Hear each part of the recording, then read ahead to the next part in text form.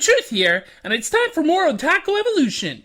Be sure to like, subscribe, and contribute to my Patreon. Now, it may just utterly shock you to know that I am not a big sports guy. I'm a big anime guy. Not that you can't be both, just look at the flat-capped fellow. But I've never been big into sports. I certainly can't play any and barely follow them. I'm a pretty stereotypical otaku, I guess, though I'd like to think that I groom better. So it's probably not startling to discover I don't watch sports anime. I have very little interest in sports stories. But there are a surprising amount of these titles out there, and there has been for a very long while. Baseball, basketball, football, soccer, tennis, and even freaking ping pong are subjects for anime. There's a long tradition of sports anime that I have always just maneuvered around because I know nearly nothing about sports and aren't about to learn to watch a show. The closest I ever got to a sports anime was, Speed Racer or Redline.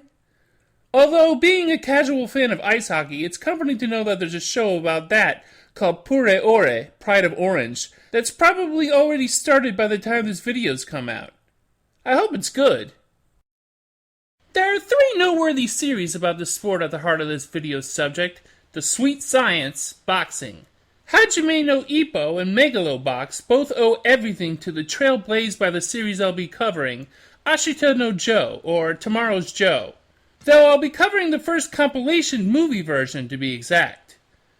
And like we did for Blackjack and Space Adventure Cobra earlier this year, it's time to look again at Otaku Evolution mainstay Osamu Dezaki.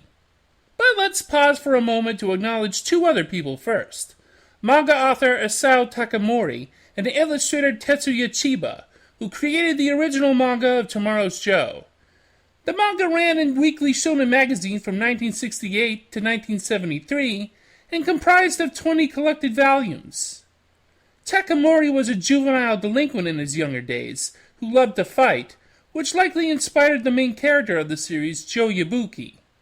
Going back to Dezaki, who directed the TV series and the movie I'm reviewing today, we all remember him as the guy who makes use of those pastel freeze frames, which we see fewer in this work, as it was earlier in his career.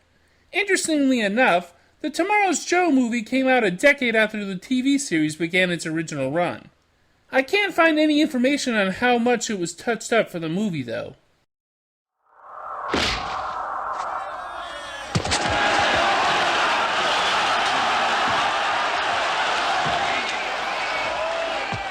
One, 2, 3.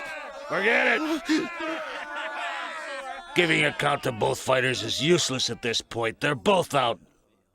As I mentioned before, the story of Tomorrow's Joe is about Joe Yabuki, a young drifter with a bit of a short fuse. He gets in trouble with gangster types while defending a small child, then gets in more trouble when the police step in.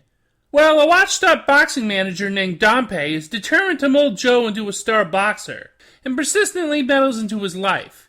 Even when Joe is placed in a juvenile detention center, Dompe still looks to reform Joe so that he can one day manage him.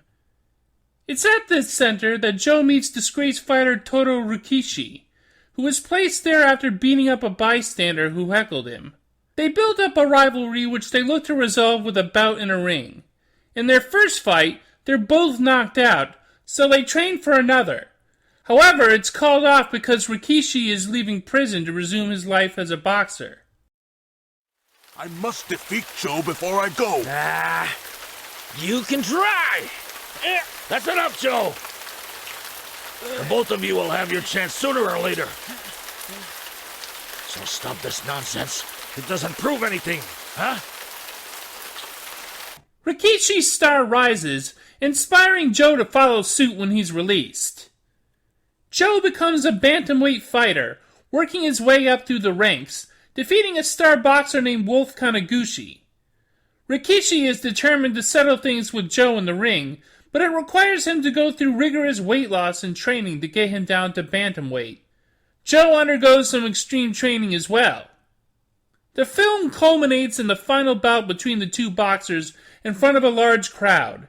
It's a brutal fight between 2 exceptional contenders that will resolve their rivalry, and where only one contender will walk away.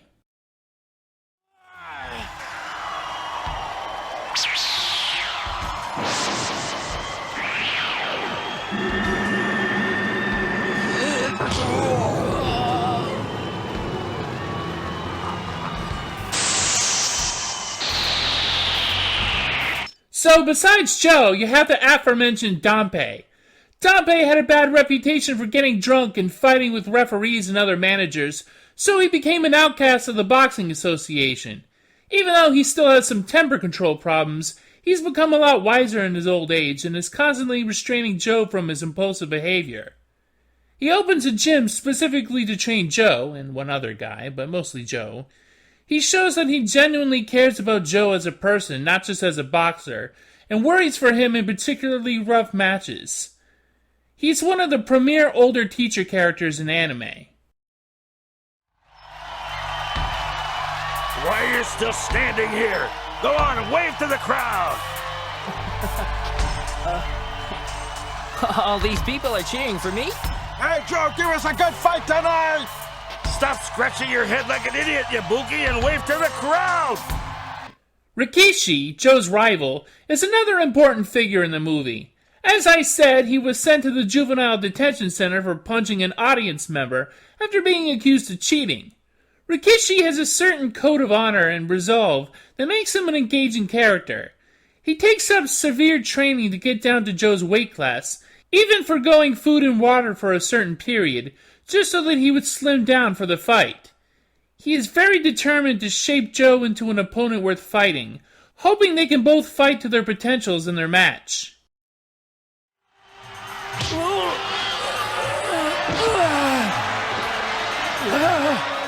Joe has taken a hit and he is down. A vintage Rikiishi counterattack. Go to the neutral corner. 2, 3, 4. And of course there's Yoko Shiraki, a wealthy young lady who becomes sort of the patron of Rikiishi. And also maybe his girlfriend? It's hard to tell. She definitely cares a whole lot about him.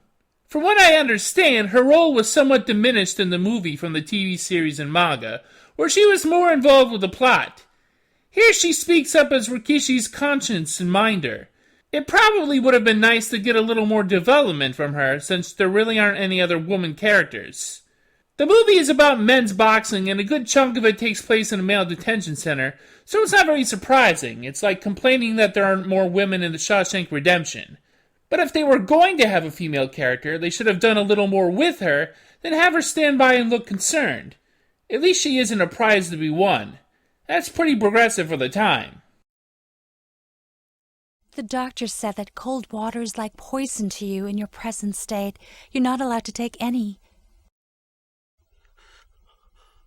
But I have warm water for you, which should be okay. It's not as refreshing, but it should be enough to rehydrate you. But aside from my minor quibble about Yoko, there's not a whole lot to complain about. Tomorrow's Joe is a solid movie. It's a bit rough around the edges, like Joe himself, but it becomes easy to root for Joe because he's just imperfect enough to be an underdog, but not so much a cad as to despise. You really end up wanting to see him rise to the top of the boxing profession. It doesn't have a lot of extraneous cruft or scenes that didn't fit the tone or the pacing. It stayed pretty well on target the entire runtime, and while the runtime was exhausting, it never felt like a chore to watch. In fact, it's the best Dazaki work I've ever reviewed. Easily. But then, when the competition is titles like Bye Bye Lady Liberty, is that saying much? Joe, hang in there, Joe. Joe! We now enter the 6th round of this excruciating Joe, boxing are you all right? saga. Do you think you can get up?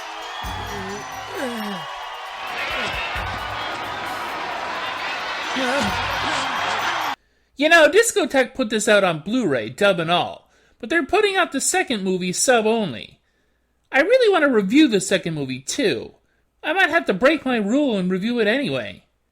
I'm not sure what I'm reviewing next, but I'm taking a look at a bunch of things. Until then, see ya!